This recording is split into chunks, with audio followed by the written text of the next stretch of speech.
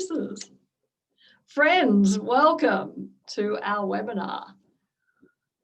Okay, I think we have everyone in. It is 12 o'clock. Well, it's midday here on the east coast of Australia. For those who are joining us from Aotearoa, welcome. It's obviously 2 hours further into the day for you. I'm going to kick us off. So thank you all for coming.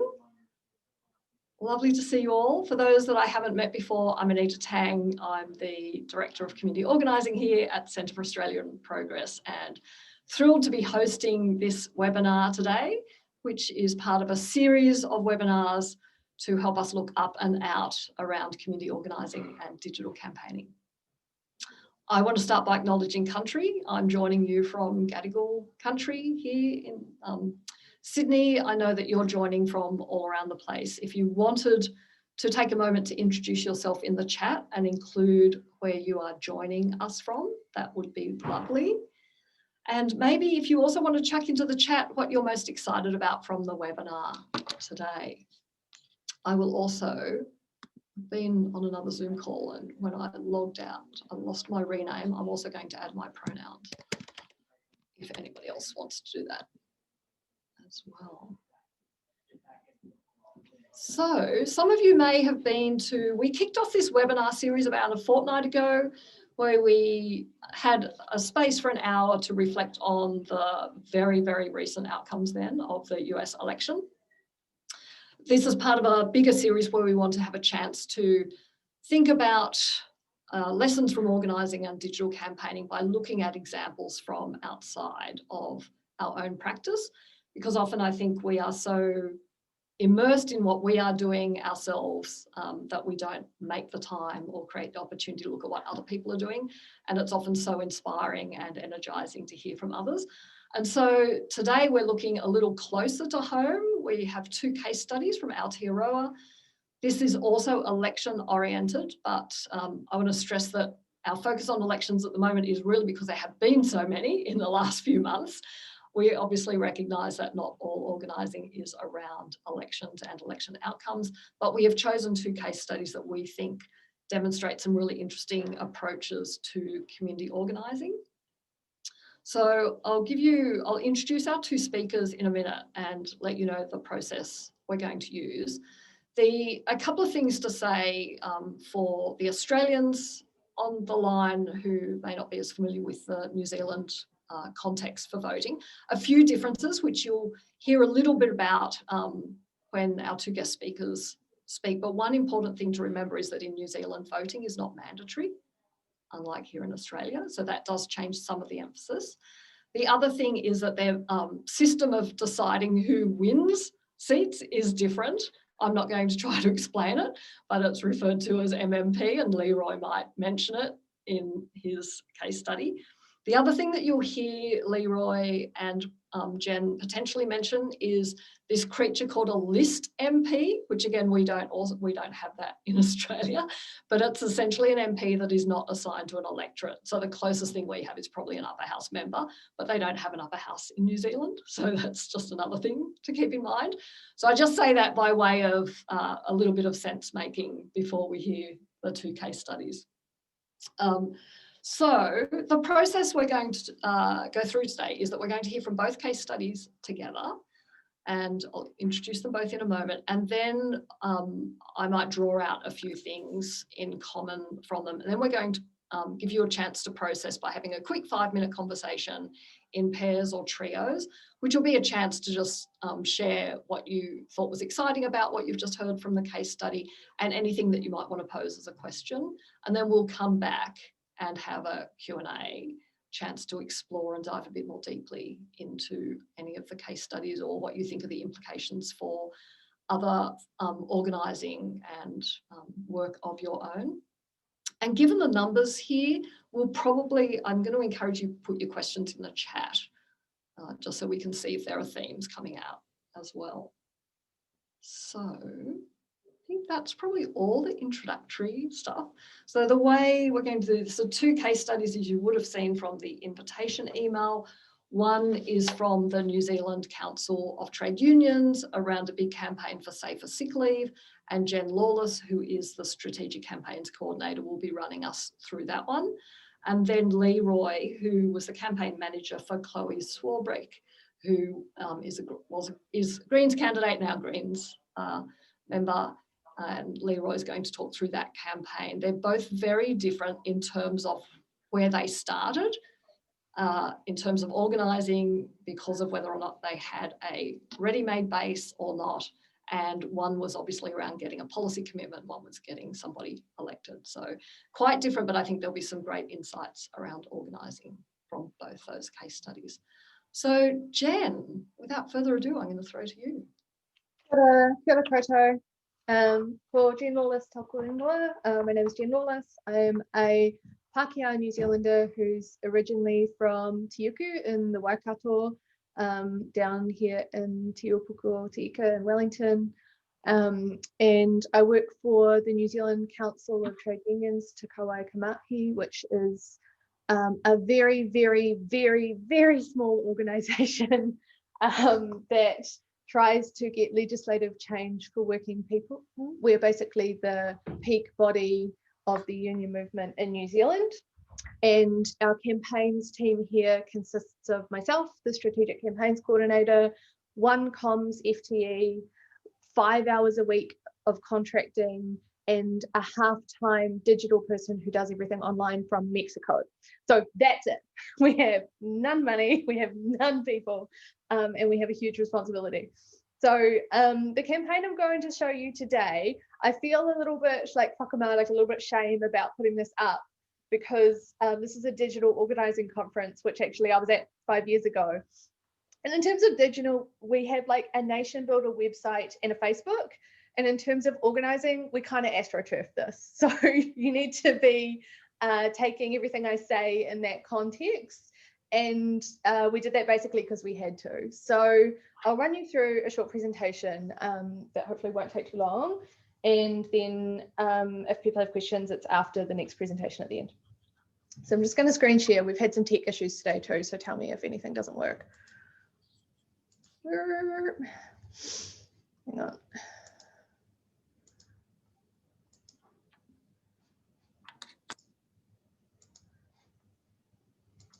Okay. Oh, why is it gone from there? That's weird. Sorry, let me take it back.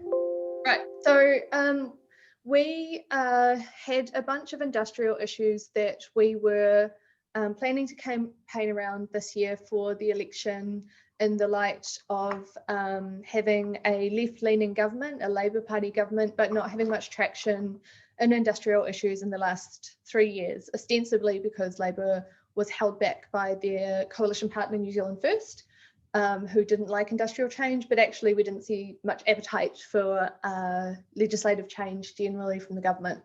So at the end of last year, we created a list of industrial issues that we wanted to see momentum around, and had campaigns ready to go on those, like health and safety, for example, corporate manslaughter, fair pay agreements. We had all our unions locals ready to do campaign activities, and then COVID happened. So we had to go back to the drawing board and work out what of our original legislative basket was appropriate for a COVID election. A lot of our resources at that time were directed towards trying to help people with their work rights through COVID, trying to find out what was happening on the ground, trying to find out what the government was actually doing around the various leave schemes and how people were being impacted. And very quickly we knew from running online surveys through our Nation Builder website and our Facebook that one of the ways that people were being affected was if they were a vulnerable person to COVID and they were an essential worker, they couldn't stay home when sick. And actually people had very little sick leave available to them, paid sick leave. So following public health advice became very difficult. So New Zealand has an incredibly poor situation when it comes to paid sick leave. We only have 5 days a year. People who are on collectives have usually a much better situation, all the way up to unlimited, but there's huge variation. And the people who have the worst leave balances are those who were most likely to be on the front lines of the pandemic. So supermarket workers, security guards, cleaners, all those customer facing jobs.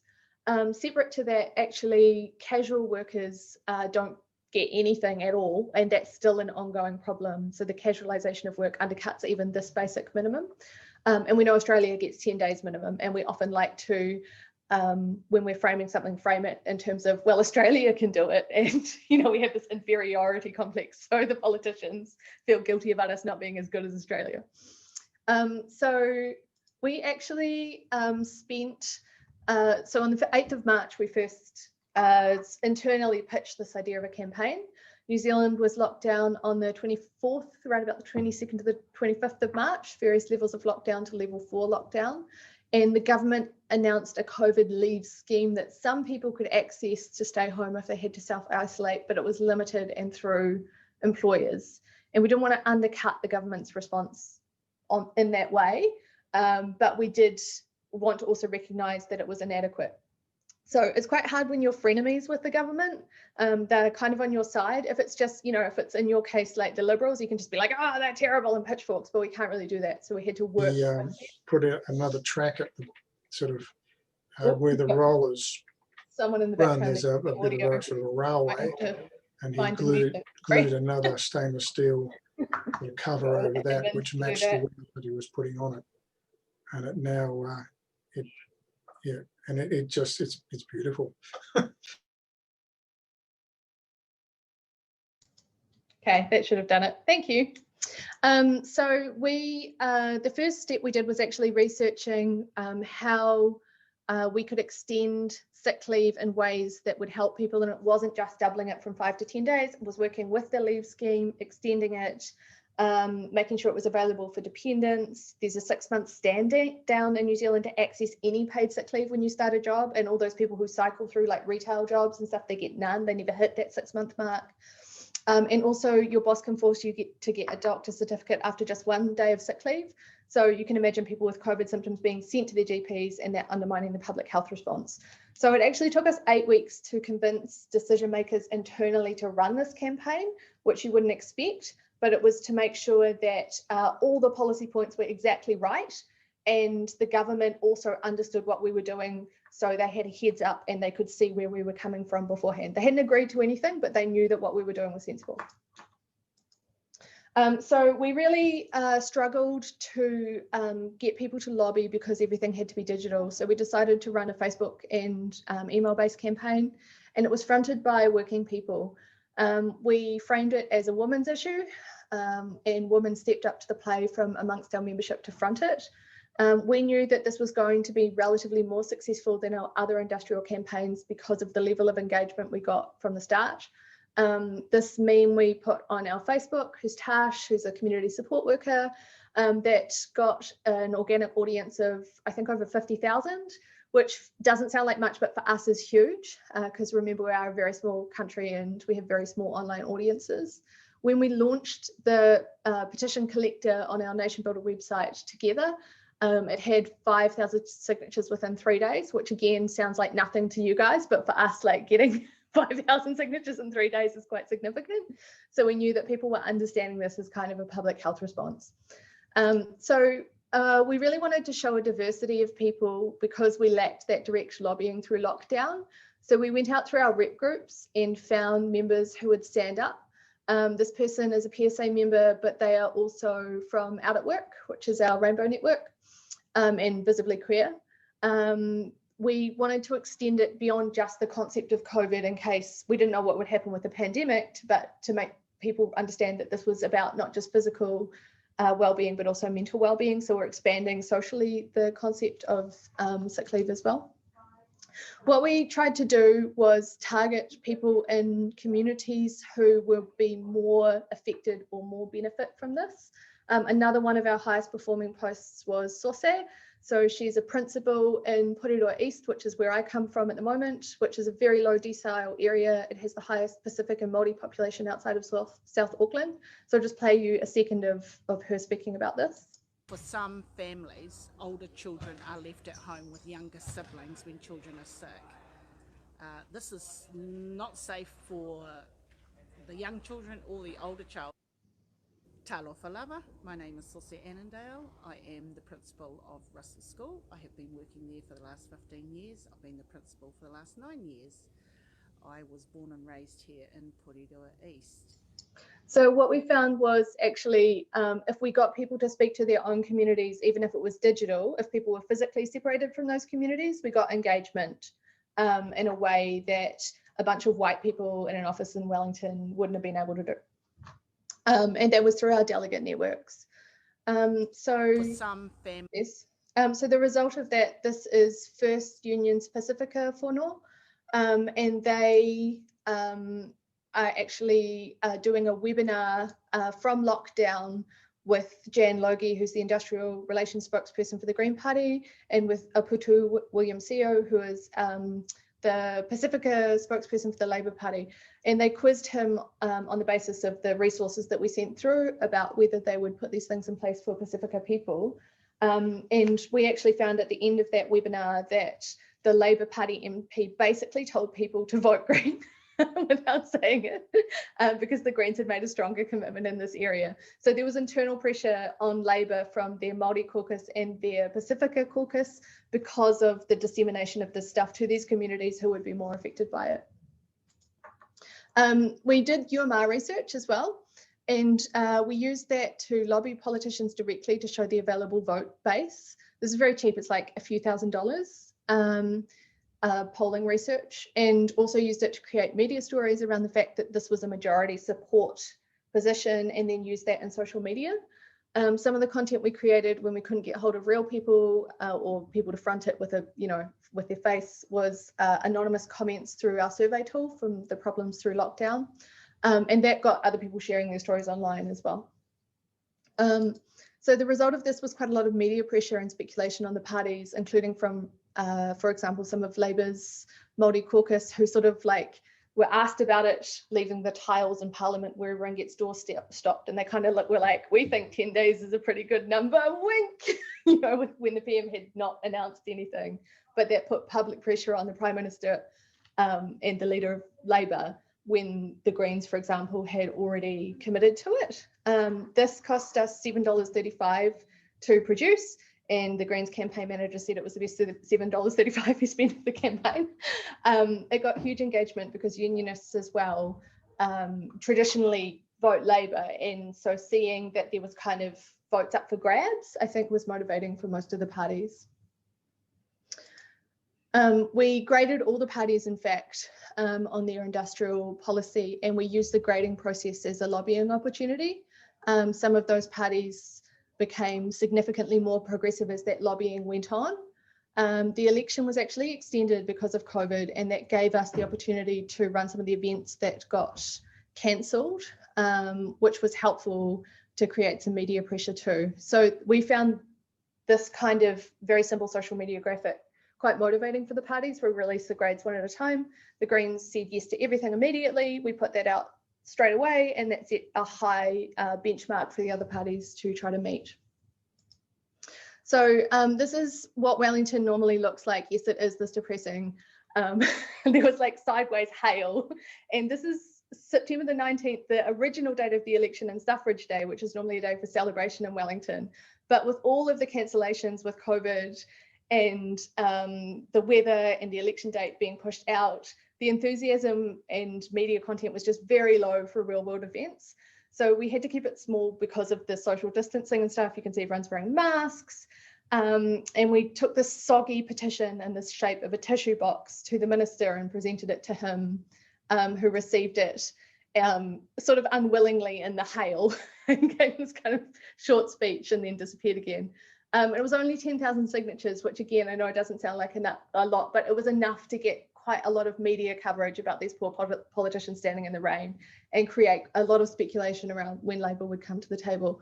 So finally, I think it was on the 25th or 26th of September, Labour released their commitment to safer sick leave, and we gave them an A and put out the tick graphic, and they basically have signed up to most of the commitments except for the one that we didn't poll on, interestingly, which is I think a lesson on the power of polling on everything, even if it's in their own policy.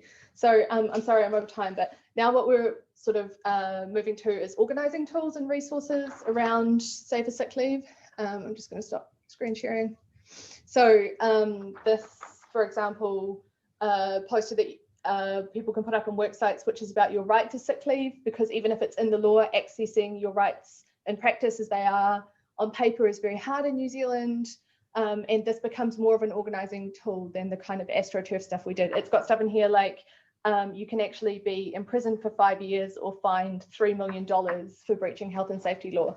We think it's unlikely that anyone would be punished to that extent for making someone come into work sick, but it's not impossible. So it's kind of like a tool to give this to your boss in A3 and be like, you know, $3 million. So yeah, it was a very small campaign, but we think it was effective because we researched it well. Jen, thank you so much. And just on your mention of numbers, I think the thing is you only need the numbers that you need to win. So yeah. You might say they sound small, but they got you where you needed to be. So fantastic. Thank you so much for sharing that. I'll let people applause using their reactions. And we're going to hand straight over to Leroy. Hey everyone, apologies for my abysmal lighting, but I have this slide presentation, so you can just look at that. Kia ora koutou katoa, my name is Leroy Beckett. It's a real honour to be here, and especially I was just looking through the chat and the participants.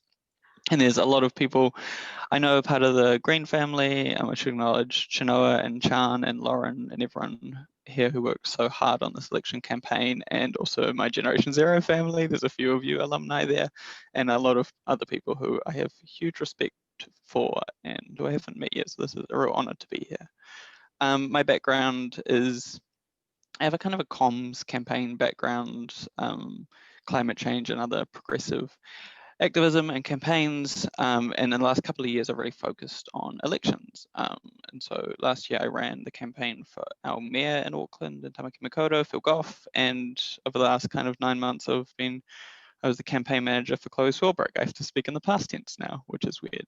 It's only been about 5 weeks, so I'm kind of gaining perspective by the day, but I thought for this opportunity I'd really focus on some of our on the ground organising, and kind of I think at this point what I think was most interesting and what I think made the biggest difference out of that. Because I think this was a really special campaign and really excited to kind of share the lessons from it. Jess, can we go to the next one, please? So my number one lesson is run a campaign for Chloe. She's awesome. She's really, really good. You know when you meet a real one, especially in politics, and she just has this unbelievable skill at connecting with people, and she has, over her kind of 4 years in politics now, built a huge amount of goodwill and this massive following, especially amongst young people who aren't usually that interested in politics or not that active in the political party system, I should say. She would kill me for saying they didn't care about politics. And so that gave us a massive, massive head start in running a campaign. And it would not have been possible without us. She likes to say it didn't happen because of her, but I always say it wouldn't have happened without her. I should also shout out Nico Elson, who is our field organizer, and he's the loveliest person you'll ever meet, but he is too humble to do something like this. So I'm doing it. Can we go to the next one, please, Jess? Thanks. So for a little bit of background, GOAT is the greatest of all time, and that is what Chloe is. But even that said, no one really thought we would win this campaign. We had to fight internally to be able to run it because the Greens don't have a history of running electorate campaigns. I think there's 4 in our history who've run them. We're really great this year. Chloe got to run one, and our co-leader, Marama Davidson, ran in Tamaki Makaurau a 2-tick campaign. And the last time the Green Party won one was in 1999 when Jeanette Fitzsimons, one of our co-founders in Aotearoa, ran in Coromandel and won successfully, which is amazing.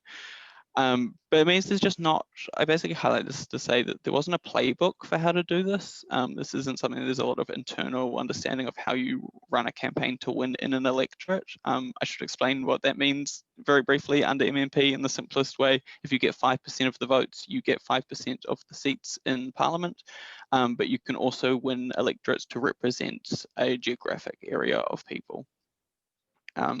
Those seats don't give you extra seats on top of your kind of national share, but they make up who goes in them.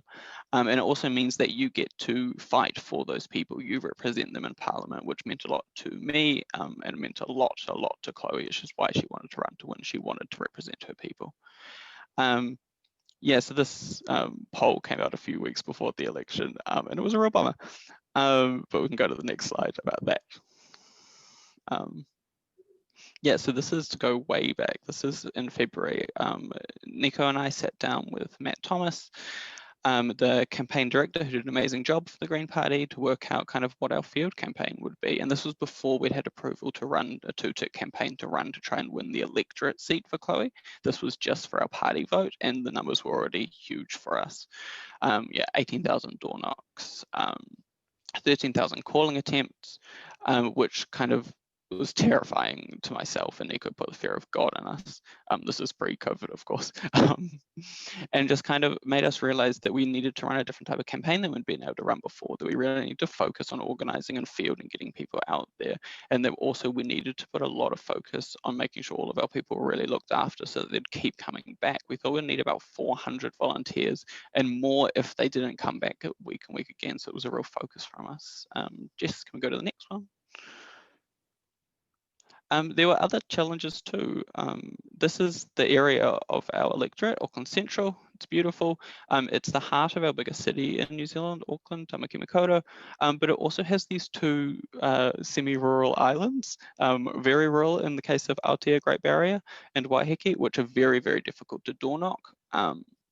And we didn't have a lot of phone numbers for the electorate either. And in this area that's actually in the city, most of the young people, the green inclined people, live in apartments, especially the students who live in student accommodation, which we can't get into apartments or door knocking. For door knocking, we couldn't get into the halls of residence to talk to the students. And a lot of them were registered, as we ended up putting it, where you're from, not where you live. So those were all kind of challenges that we faced that made it even more important that our ground game was really on point. Yeah, and so, yeah, and the other thing is a lot of the people who we had, so we tried doing a traditional kind of focus first on door knocking, and our first event, a ton of people showed up and we did everything by the book, and then the next event, less than half of them showed up again. So we knew very quickly that we needed to focus on different stuff to kind of build a community that would enable us to kind of get the most out of our volunteers. So yeah, can we go to the next one, please? Thank you. Yeah, so we kind of, this is what we've turned it in retrospect. We aimed about building a community, not an army. We didn't just want people who would be kind of turn up just to door knock and would kind of squeeze everything out of them. We wanted a place where people just wanted to come back again and again and do more stuff and give them more opportunities. And so we kind of focused on lowering the ladder of engagement as low as possible. We knew there were all these people who wanted to come out to support Chloe and to kind of fight for our movement, but we knew that they didn't really want to just show up just to door knock or just to call. That was really intimidating to a lot of people. So we did a bunch of things that focused on just getting them in the door. So this was our office. It was one of the first things that we spent money on. It was this little unused office on Karangahape Road in Auckland. It was a really big expenditure for us at the time. We just went to a landlord and said, hey, we've got $5,000 that we've just funded from our donors. Can we have the space through the election? And they said yes. And we filled it full of stuff that people had donated, and we just kind of became our clubhouse, and we did everything we could to get people just through the door. We had an opening party. We had really events where people just had to show up. We had speeches. We had one of our volunteers, Michael, had cousins who'd volunteer for the Bernie Sanders campaign and run postcarding events, and she was like, oh, we could do that. And I was like, yeah, you know, it's not direct photo contact, but you know, it'd be good to get people through the door. And we had hundreds of people show up time and time again to film. We packed out this little office, which was great because we got their details, we got them in the door, we got them feeling like they were part of our campaign, and we got content out of it that showed that there was this movement, this little outsider campaign no one thought would win, had people every night of the week showing up to do stuff. So that was really good. And people really liked showing up for postcarding. And then we can kind of pull our leaders from those groups of people. So someone would show up one week and be really great, and we'd be like, hey, can you help us run it next week? And then by the third week, they were running their own. And we use that sort of thing as kind of the bait to bring people in and an opportunity for us to build that community.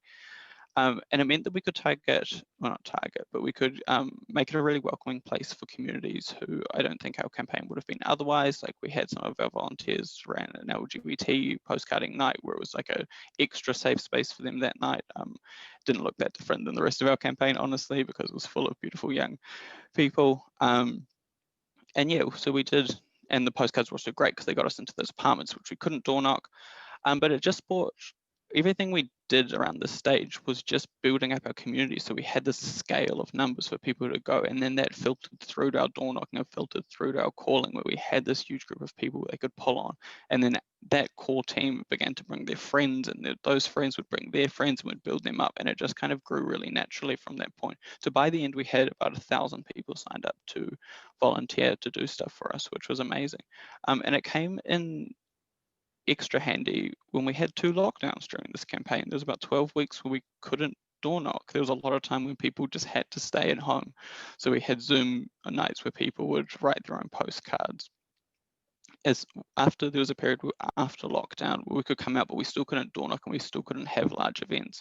So we had community cleanups where our volunteers went out in their little green hivers and cleaned up cycle lanes, and were just seen to be making the community better. And we just had this really visible, beautiful campaign full of young people who weren't just out knocking on doors because that's not what they wanted to be doing, but they did that. We knocked on doors, we made calls, but they had other reasons to keep coming back and keep trying stuff. Can we go to the next one, Jess?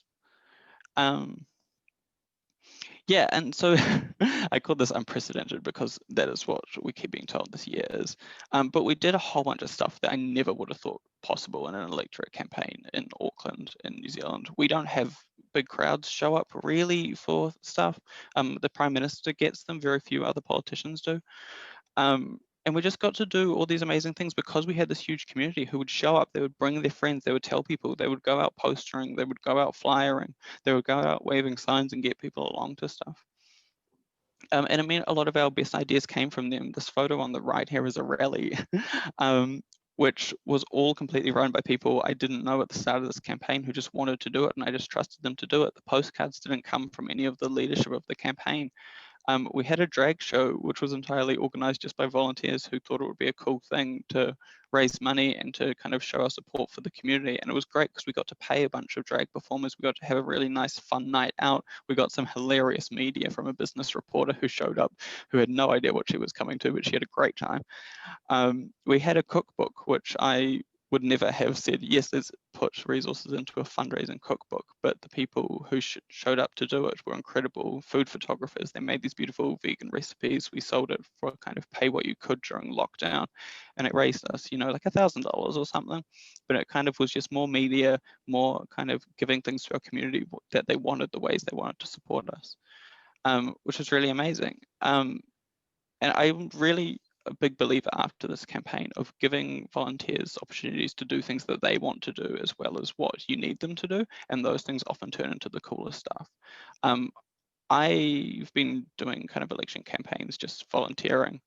Oh, hey, Louise. I've been volunteering for the Green Party since 2014 election. I did a whole bunch of calling then, which was really fun, but I can't call really anymore, and I don't door knock because I have really bad anxiety, and I just one of those things I can't do. And I really hate the idea that if all we're getting volunteers to do is calling and door knocking, that there wouldn't be a place for someone like me anymore.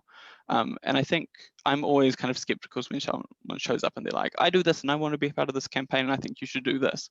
But actually it was rewarded time again on this campaign by giving those people opportunities and kind of putting faith and trust in them to do cool stuff. Like this rally on the right here, we had a few hundred people show up, which was great.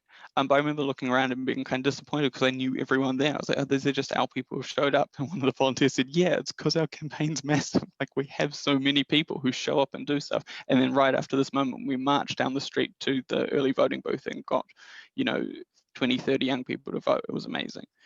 And yeah, so last slide, please, if we can.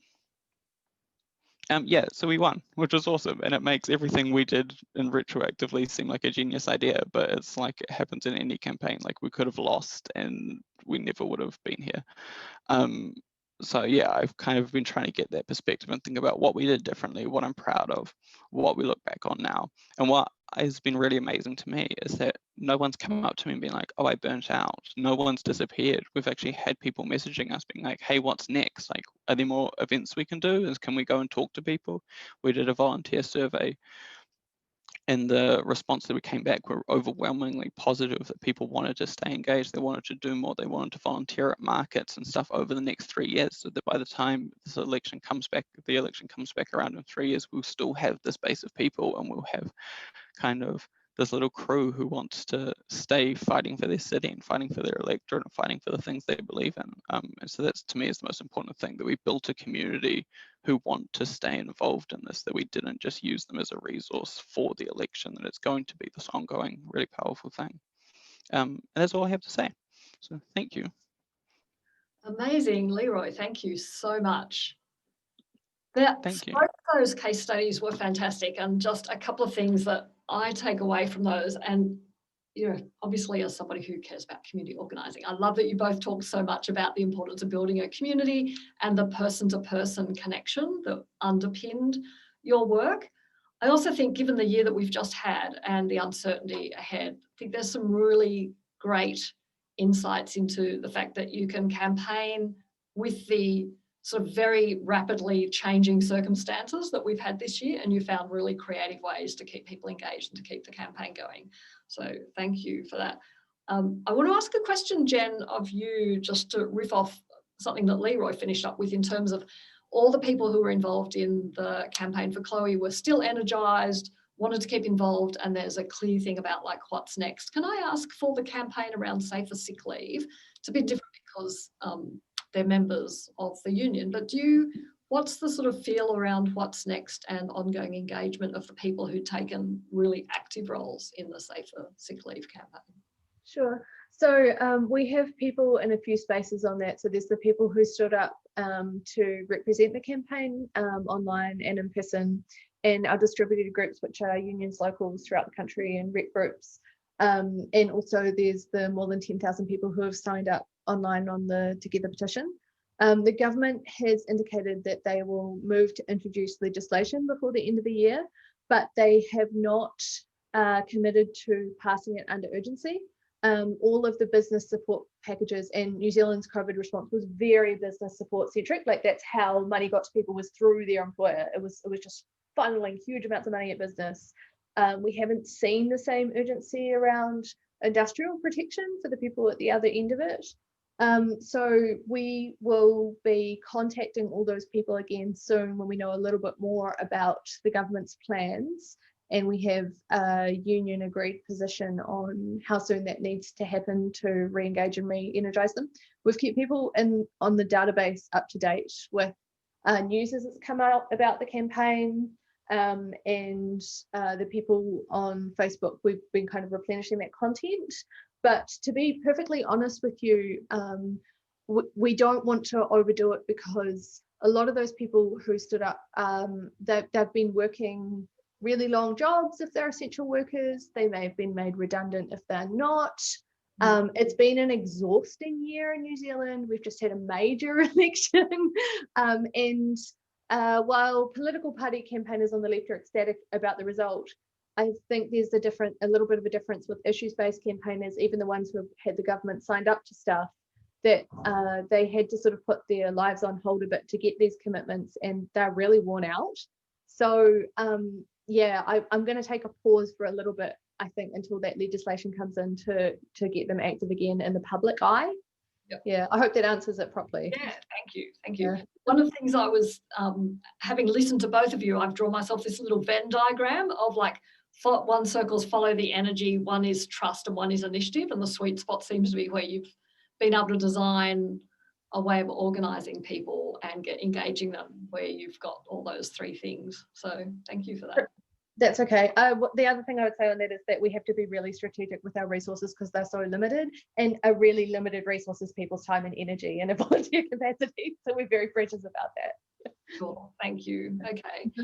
I'm going to now have Jess break people up into little groups. It'll be pairs or threes, just a chance to process what you've heard, share your sort of your takeaway from it.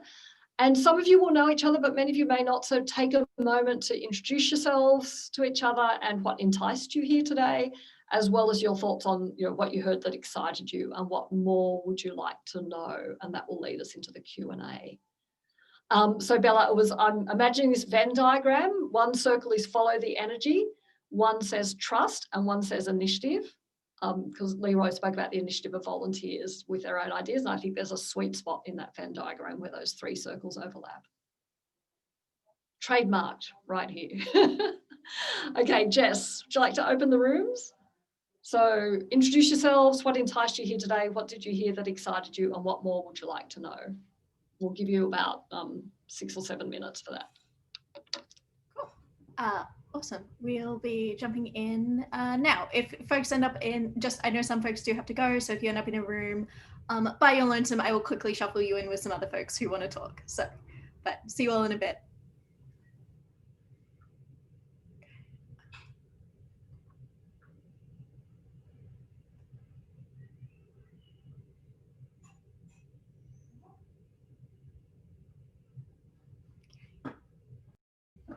Hey, hi, Amanda. So lovely to see you. Hi, Ben. Great. Oh, everyone's back. Hello.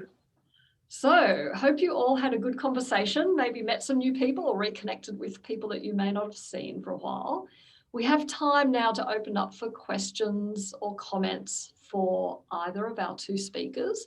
So if you'd like to drop them into the chat, or if it's, if you drop them into the chat, then we could see if there are themes.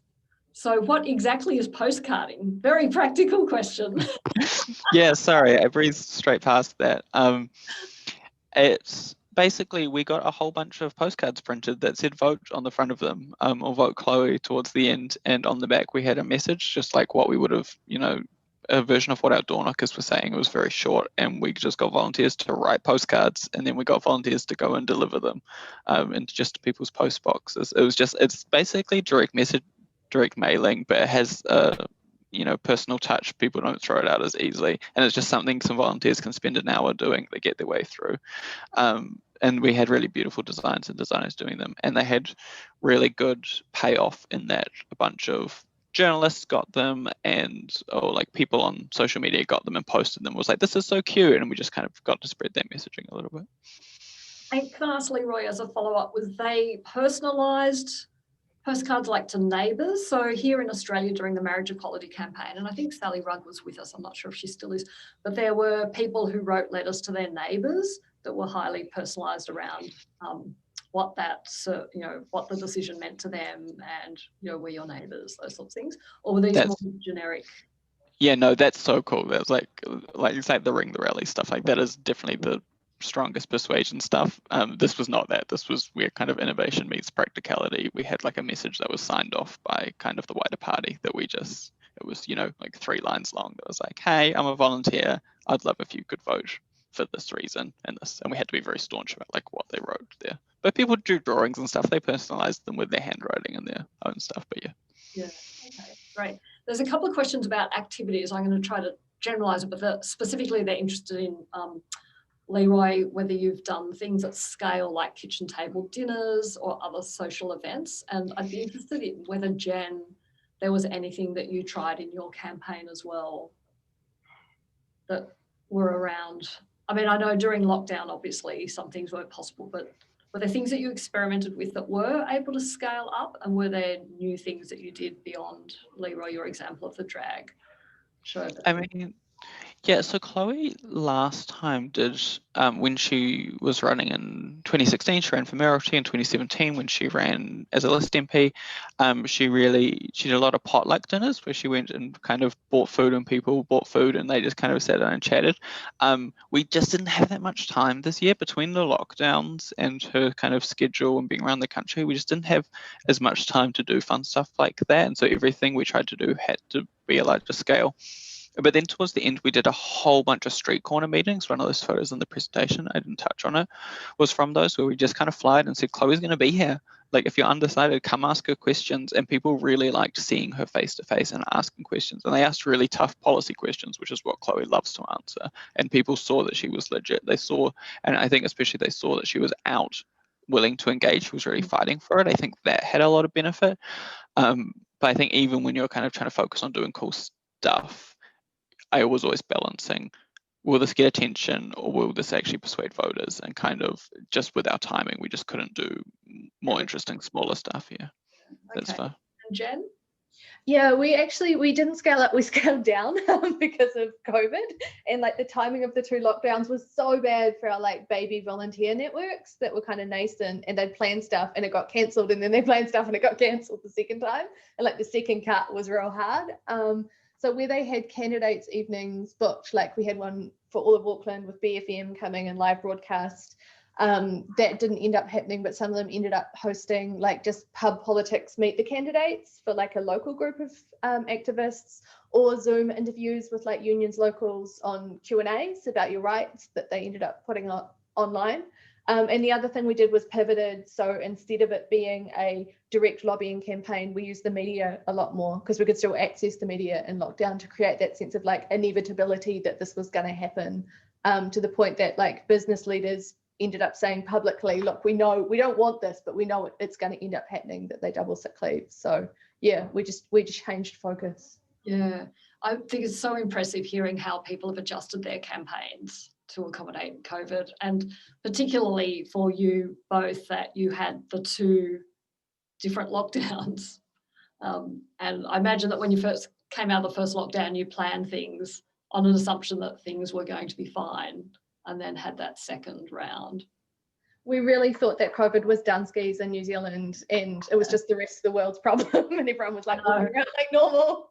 So people were really hit hard when it was back. I mean, obviously it was coming back, but you don't want to think about it. Yeah. Okay, great.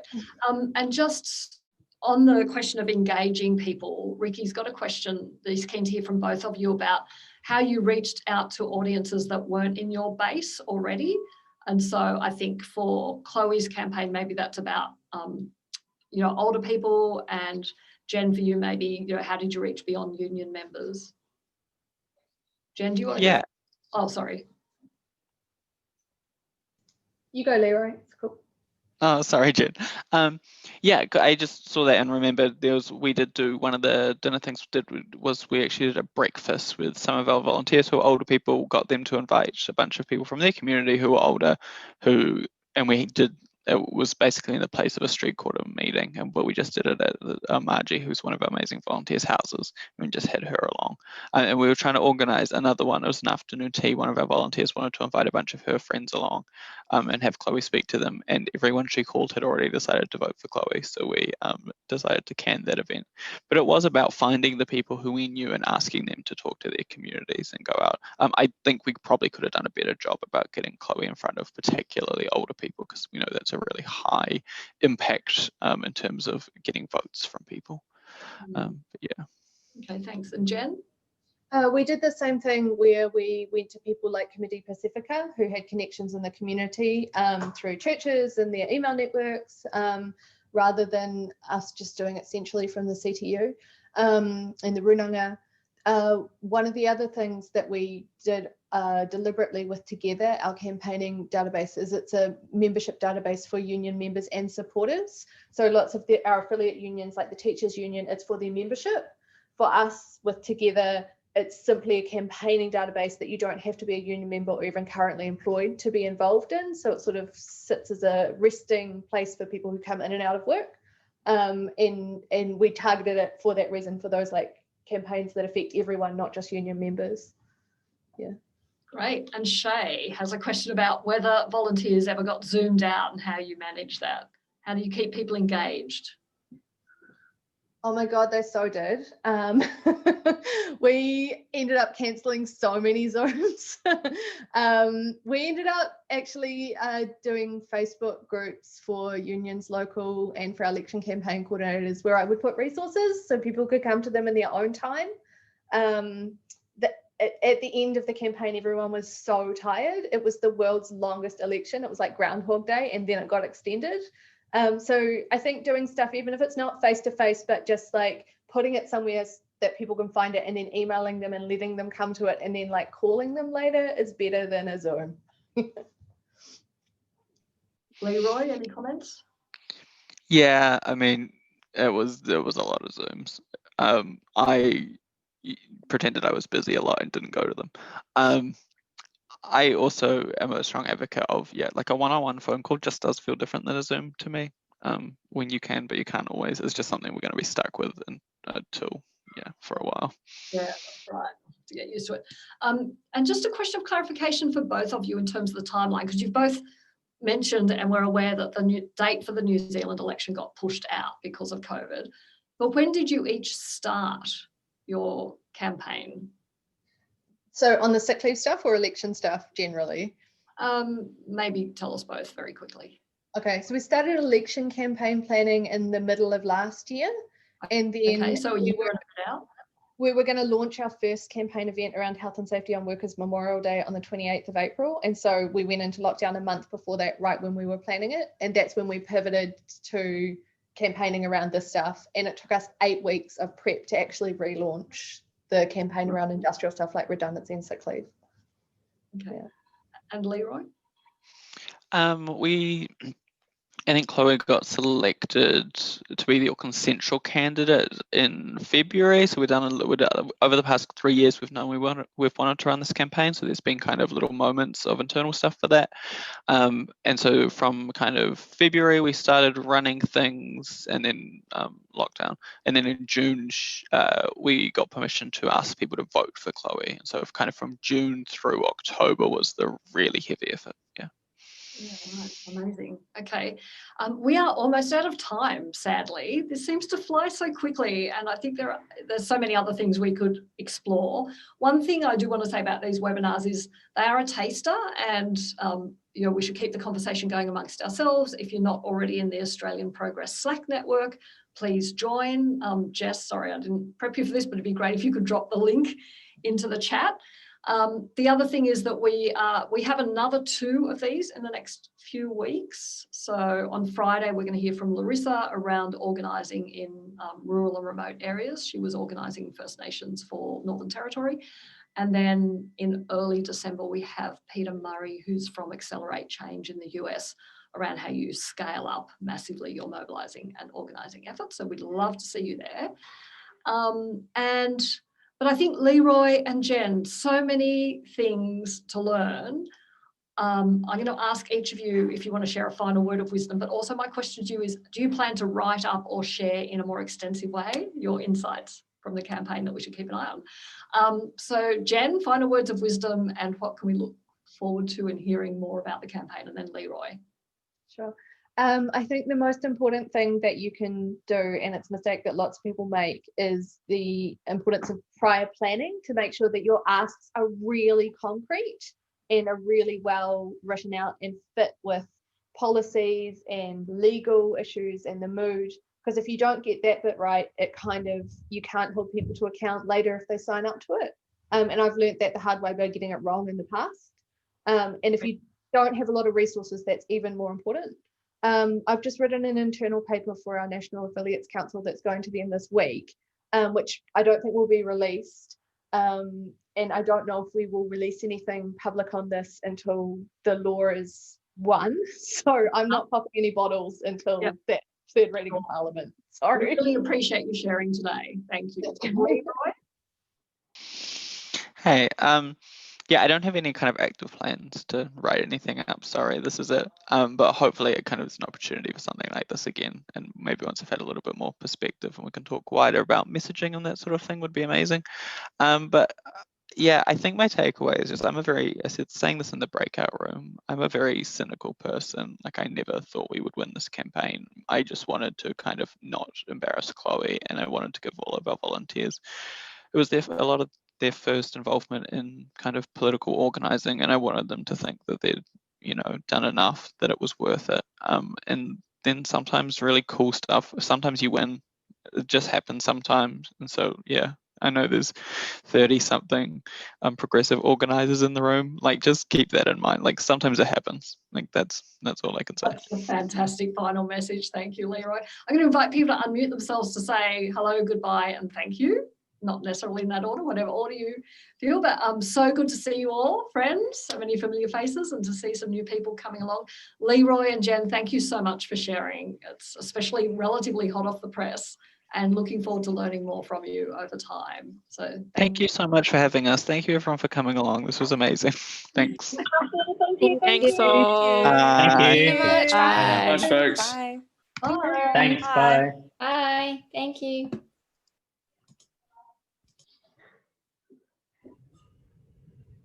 Yay. I forgot to give a plug to any of the links you were dropping in, sorry.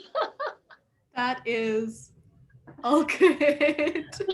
That last 2 minutes went so quickly. We can stop the recording too. Oh, yeah, cool. I always Easy.